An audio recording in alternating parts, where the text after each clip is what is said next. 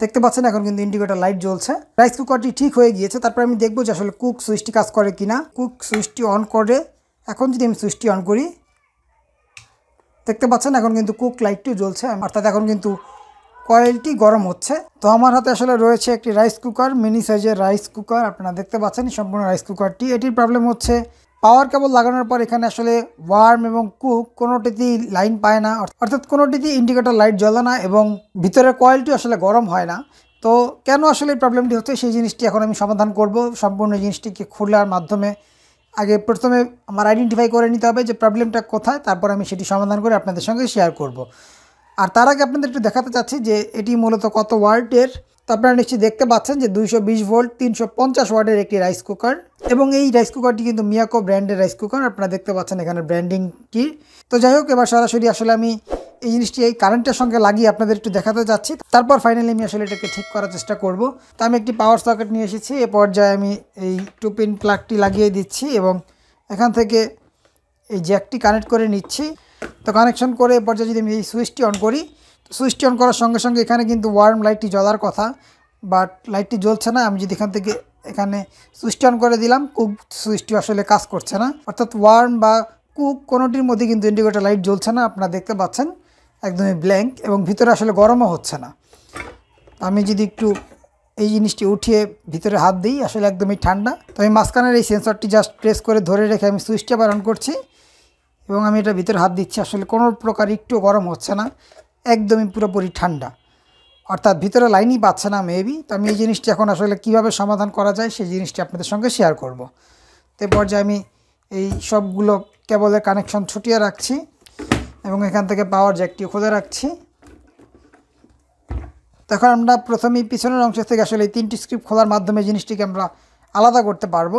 তো অলরেডি 3টি স্ক্রুবই খোলা হয়ে গিয়েছে। এবার যে আমি স্ক্রুগুলো বের করে নিচ্ছি, তো দেখতে পাচ্ছেন 3টি স্ক্রুবই আসলে বের হয়ে চলে এসেছে। তো দেখতে পাচ্ছেন পার্টটি সুন্দরভাবেই আসলে খুলে গিয়েছে। আমি এই পাশ থেকে খুলে নিচ্ছি। তো এখানে আসলে একটি স্টিকার লাগানো, তো আমি জাস্ট এখান থেকে স্টিকারটি কেটে নিচ্ছি। এই পর্যায়ে আমি জাস্ট এটি খুলে নিচ্ছি।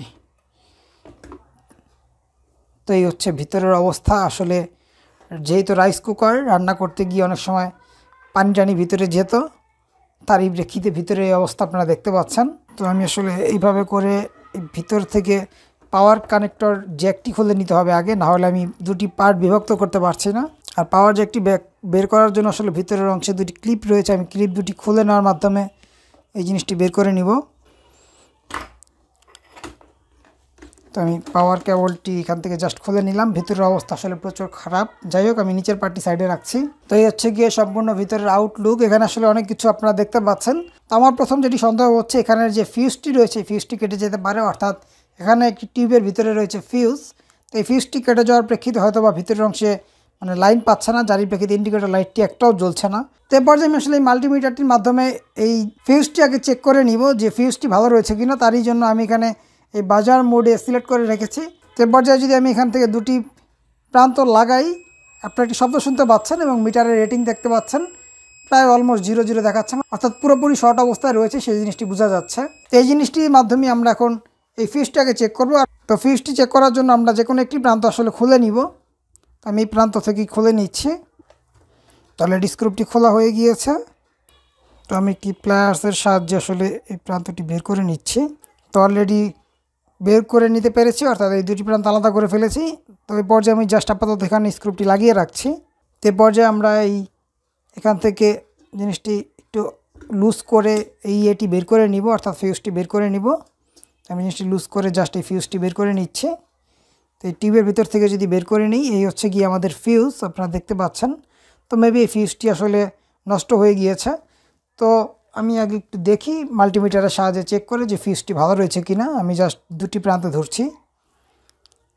তো আপনারা কোনো শব্দ নিশ্চয়ই শুনতে পাচ্ছেন না এবং মিটারের রেটিং আসলে কোনো কিছু পরিবর্তন হচ্ছে না। আমি আপনাদের একটু ভালোভাবে দেখানোর চেষ্টা করছি।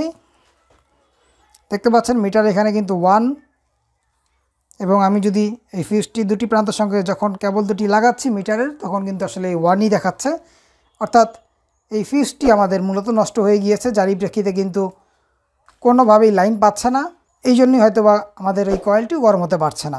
আমাকে এই ফিউজটি চেঞ্জ করে নিতে হবে, অর্থাৎ একটি নতুন ফিউজ লাগাতে হবে। আর সেক্ষেত্রে অবশ্যই এই ফিউজের গায়ে যে এম্পিয়ারটি রয়েছে সেই এম্পিয়ারটি দেখে আমাদের কিনে আনতে হবে। তো আমি এই জিনিসটা আসলে চেক করার জন্য আপাতত জাস্ট এখানে শর্ট করে ডাইরেক্ট লাইন দিয়ে দেখব যে আমাদের এই রাইস কুকারটি ঠিকঠাকভাবে কাজ করে কিনা। তো শর্ট করে দেখার জন্য আমি জাস্ট একটি এরকম কেবল নিয়েছি, এই কেবলটি দিয়ে আমি টেম্পোরারিভাবে শর্ট করে দেখব। তো এরপর যে আমি জাস্ট এই ক্যাপাসিটরের কানেক্টরটি এখান থেকে কেটে ফেলছি। তো কেটে নিয়ে আমি এখান থেকে তামা বের করব এবং আরেকটি তারের সাহায্যে এখানে কানেক্ট করব। কানেক্ট করে আমি দেখব যে আসলে লাইনটি পাই কি না। তো আমি সেই কাজটি করে নিচ্ছি। এখান থেকে তামাটি বের করে নিলাম ভিতরের, এবং এখানে আরেকটি আসলে শর্ট কেবল ইউজ করব। এই কেবলটি বেশি বড় হয়ে যাবে, এত বড় কেবল লাগানোর প্রয়োজন নেই। তো তারই প্রেক্ষিতে শর্ট একটি কেবল নিয়েছি। আমি এই স্ক্রুপটি আগে খুলে নিচ্ছি। স্ক্রুপটির সঙ্গে আগে পেঁচিয়ে জাস্ট এটার মতো করে মাপ করে নিচ্ছি। তো আমি জাস্ট এরকমভাবে গোল করে রাউন্ড করে নিলাম এই স্ক্রুপটির মাপ অনুযায়ী। তো পর্যায়ে আমি এখান থেকে এবং এখান থেকে সব কিছু লাগিয়ে স্ক্রুপটি লাগিয়ে দিব। তো আমি স্ক্রুপটি লাগিয়ে নিচ্ছি।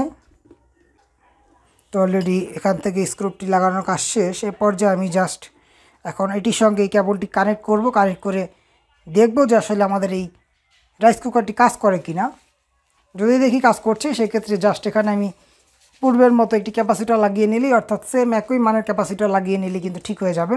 আমি এখান থেকে কেবলটির ইনসুলেশন সরিয়ে নিচ্ছি এবং এটির সঙ্গে হাত দিয়ে পেঁচিয়ে আসলে মরিয়ে দিব। আমি এখান থেকে ভালোভাবে পেঁচিয়ে নিচ্ছি। তো অলরেডি পেঁচানোর কাজ শেষ। আমি কেবলটি জাস্ট এখানে ভাঁজ করে রাখি এবং চাইলে আপাতত এই টিউবটি এখানে পরিয়ে দিতে পারি কস টিপ না পেঁচিয়ে। আমি এখান থেকে টিপটি আসলে এটার মধ্যে পরিয়ে দিচ্ছি এবং এই জয়েন্টটি আমি জাস্ট এখানে রেখে দিব এইভাবে করে। তো যেহেতু এইভাবে কানেকশন করে নিয়েছি, পর্যায়ে জাস্ট আমি ভিতরে এই ইনার পটটি ভিতরে বসিয়ে নিব। তো তারই প্রেক্ষিতে আমি জাস্ট এই পার্টটি খুলে এই ইনার পটটি ভিতরের অংশে ঢুকিয়ে এই ঢাকনাটি লাগিয়ে দিচ্ছি। তো এই পর্যায়ে আমি আসলে দেখতে পাবো যেখানে ইন্ডিকেটর লাইট জ্বলে কিনা। আমি আসলে এই জিনিসটা আগে দেখব। তো তারই প্রেক্ষিতে পুনরায় আমি এখানে পাওয়ার কেবলটি কানেক্ট করছি। এই পাওয়ার বোর্ডটির মধ্যে এখন আমি এখান থেকে কানেকশন করে দিচ্ছি। তো পর্যায়ে যদি আমি সুইচটি অন করি, সেক্ষেত্রে আসলে বুঝতে পারবো যে এখানে ইন্ডিকেটর লাইট জ্বলে কিনা। দেখতে পাচ্ছেন এখন কিন্তু ইন্ডিকেটর লাইট জ্বলছে। আমি যদি ভালোভাবে দেখানোর চেষ্টা করি, দেখতে পাচ্ছেন যে ওয়ার্ম এই লাইটটি কিন্তু জ্বলছে। অর্থাৎ যেহেতু এই ওয়ার্ম লাইটটি জ্বলছে, এখন কিন্তু বলা চলে আমাদের এই রাইস কুকারটি ঠিক হয়ে গিয়েছে। তারপর আমি দেখব যে আসলে কুক সুইচটি কাজ করে কিনা। তো আগে আমি মাল্টিপ্লাগ থেকে সুইচটি অফ করে নিচ্ছি।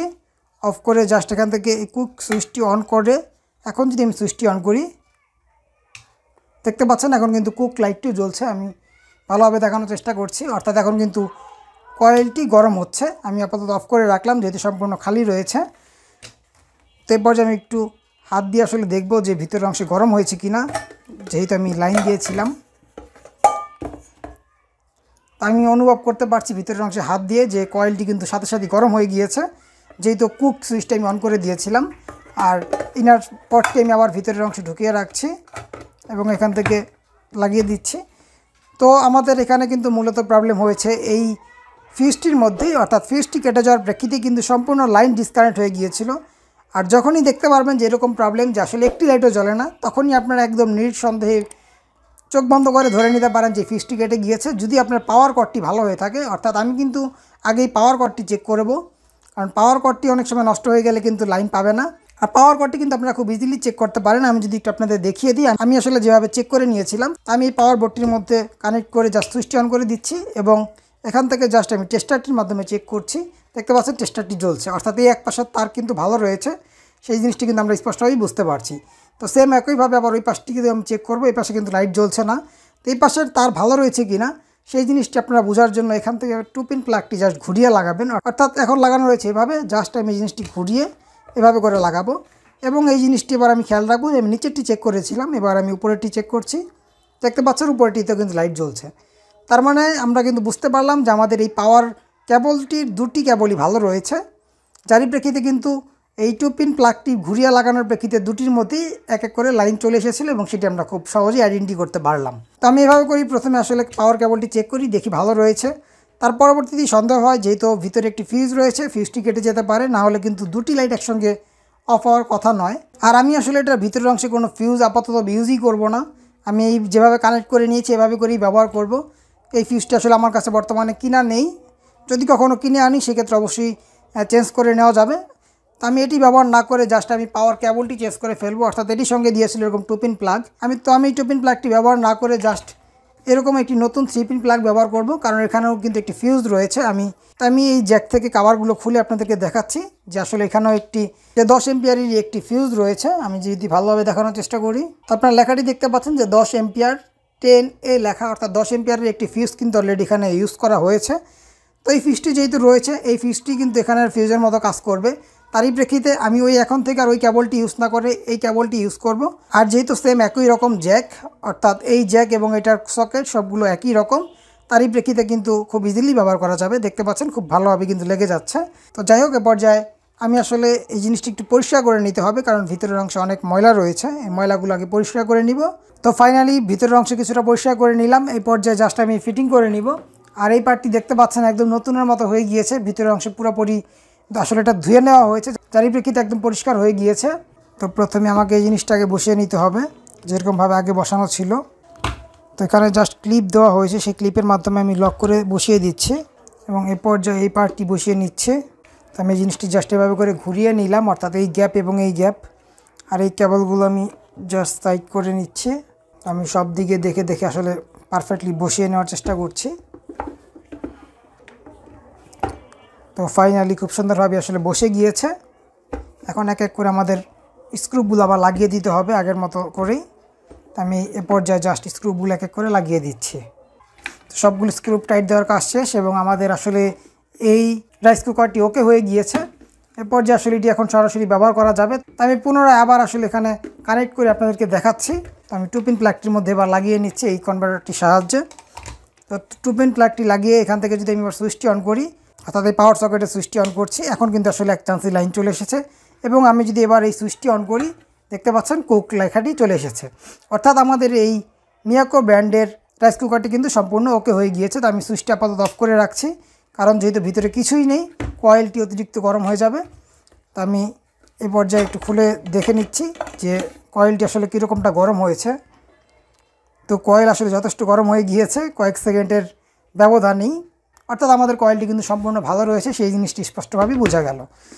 তো এই ছিল আসলে আজকের এই ভিডিওটি ভালো লাগে থাকলে অবশ্যই একটি লাইক দিয়ে দিবেন। চ্যানেলের নতুন এসে থাকলে চ্যানেলটিকে সাবস্ক্রাইব করে চ্যানেলটির সঙ্গেই থাকবেন।